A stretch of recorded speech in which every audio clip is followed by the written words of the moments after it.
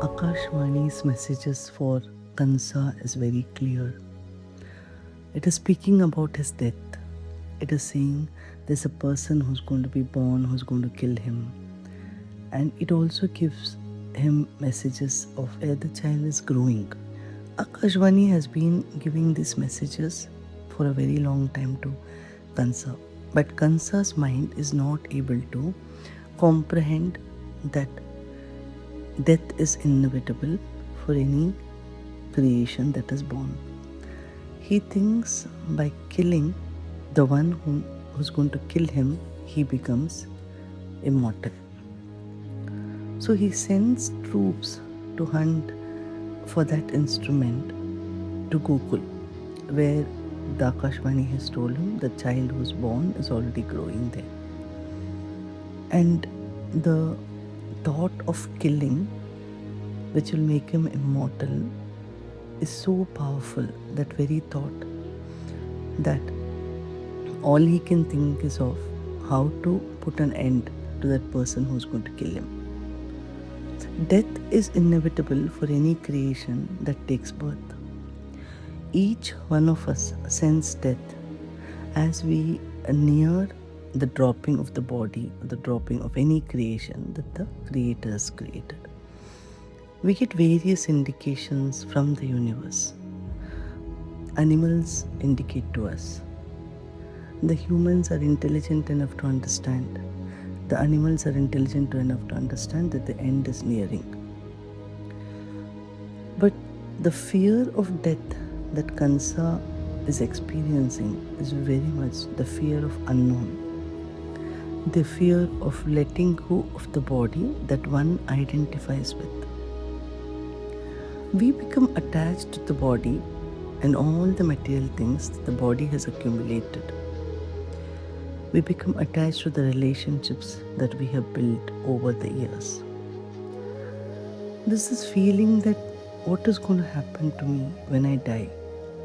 This arises in so many of us so many times as thoughts.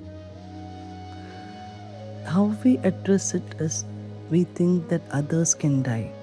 A person of old age can die. A person of disease can die. But I am immortal.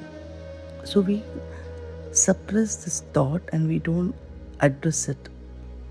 The day we decide to address this thought, we have understood that life is not the same.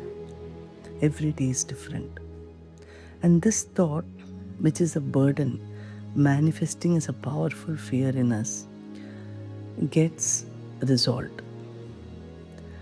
The thought of fear, the thought of the unknown, gets its everyday food with worry and doubt.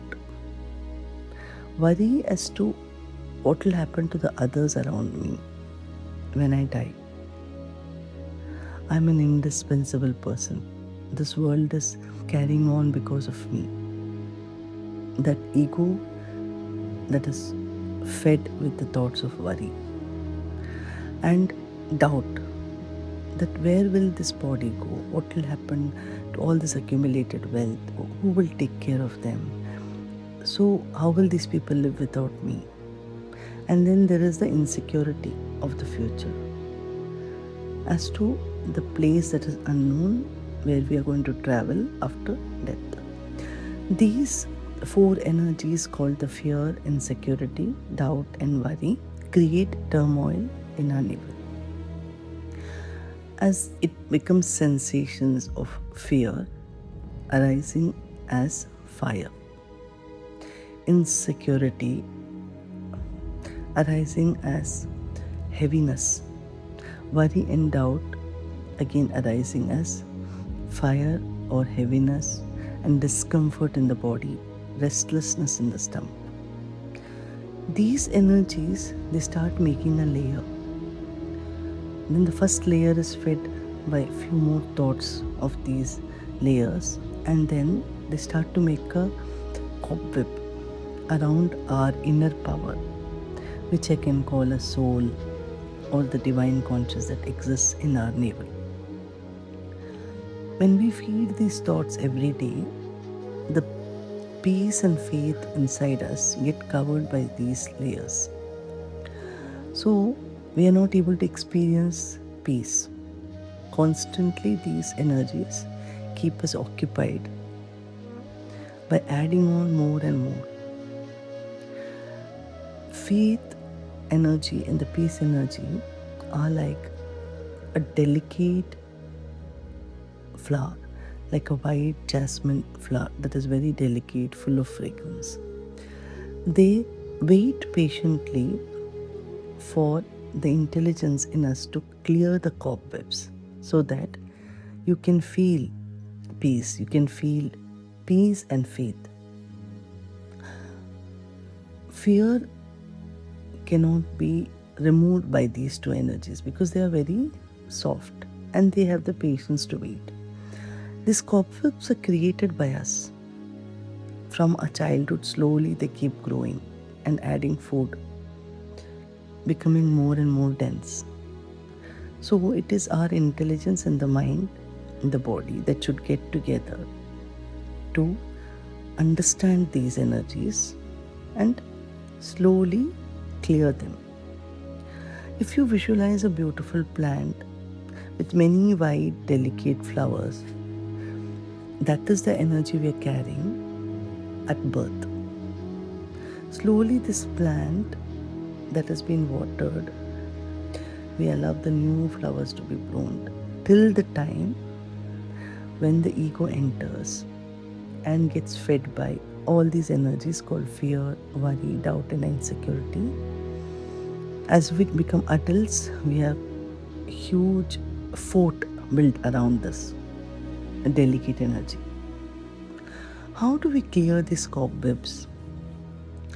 By understanding that these thoughts that carry these feelings and emotions of fear, doubt, worry, and insecurity are false. We have a lot of methods like going back to your childhood from where the first layer of fear started. Become aware of all those incidents where you gave food to this fear with worry and gave food to the insecurity with doubt. Become aware of this. Just becoming aware and silently listening to these thoughts converts them because they do not have any power. They are false. When we face them, they themselves get converted and dissolve to become peace. As you start dissolving these cobwebs, these layers become very thin and you start feeling a sense of peace happening. You feel your navel is becoming empty. The fire sensation goes away, the heaviness goes away, and you feel lightness in your stomach, your navel region. That is when you understand that these four energies are slowly moving away from your body. In meditation, the method that we follow is simply by letting go of them, by understanding the energies, by saying that the universe is guiding me each and every step to celebrate life. I am born to celebrate life. The Creator is always present as a divine light inside me, guiding me, showing me the path that leads to peace. I believe in the universe and its power to guide me every step. When we start affirming these, we will find more of peace and faith energy on our navel. The word death by itself means change. The soul that dwells in the house called body occupies it as long as the instrument has a purpose on earth. Once the purpose is fulfilled, the soul leaves the body. Body takes another birth to fulfill the purpose of serving the space for the soul to live as long as its purpose is served. So the body is only an instrument. When we understand that the body is only an instrument and its purpose is to house the soul, then the word death has no meaning. But the body is a very beautiful instrument, understanding that it works miraculously when it is in a relaxed state. Fear, anxiety, doubt, and worry keeps the body in turmoil. It doesn't let the body function smoothly. Now, through meditation, or through Bhakti Yoga, or through Jnana Yoga, or through any of the paths that lead us to the divine, we have to work on keeping the body in a relaxed state. Kansa went through turmoil. He was not able to eat or sleep or be at peace because he thought only killing the person who's going to kill him is going to save him from death. He is not able to understand death because the thoughts are so powerful and he wants to be immortal. To understand that we are not the body but the soul that lives in the body, we light a lamp in our house. Our house is a temple that houses the bodies that stay. So when we light the lamp in our house, we understand that just like the lamp shows us light in the darkness, our soul too, inside the body, is always leading us from the darkness to light. So, to remind us of that is why we light a lamp in the house. From my own experience, the glimpse of the soul, I have understood that the soul looks exactly like the lamp. It has two more outer covers on the same lamp. One is the thought body and one is the desired body that we carry during our death. A person who dies desireless, letting go of all the thoughts in a thoughtless state, does not have these two rings around the lamp, which is called the soul. Understanding that we are soul, the body is mortal and the soul is immortal, by sitting in front of a lamp and accepting that we are also a lamp in the universe will help us to understand death of the body, which is a mortal being. Once we understand the death of a mortal being, we are able to celebrate life. The hoarding stops, the planning for tomorrow stops, the expectation stops, the fear stops, the anxiety, the doubt and worry disappear. You're very peaceful and you start to live life for every moment. Celebrate life by understanding that each one of us in the creation is a drop of water and the creator is the ocean. This entire universe belongs to him, but instruments that are sent here for a purpose that has to be fulfilled. When we meditate upon this again and again, we understand we are being guided by Akashvani every day. When we listen to this guide and we follow the instructions, we are able to be at peace. These beautiful stories of Kansa and Krishna have in-depth meaning in them, which we are trying to explore in these series. I'm grateful to each one of you who's listening to this podcast and sharing this journey with me.